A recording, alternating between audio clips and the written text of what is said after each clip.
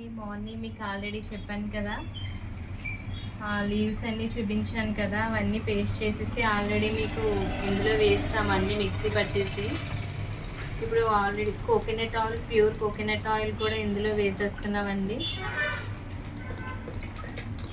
ఇది ఒక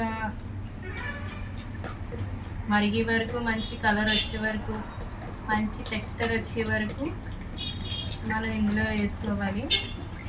so coconut oil కూడా ఇందులో యాడ్ చేసేసుకుంటున్నాము. ఇది మరిగేటప్పుడు కూడా మీకు చూపిస్తానండి. కోకోనట్ ఆయిల్ అయితే ఇప్పుడు రెడీ చేసేసుకుంటున్నాము. ఆయిల్ అయితే ఇందులోనండి, మొత్తం 20 kgs.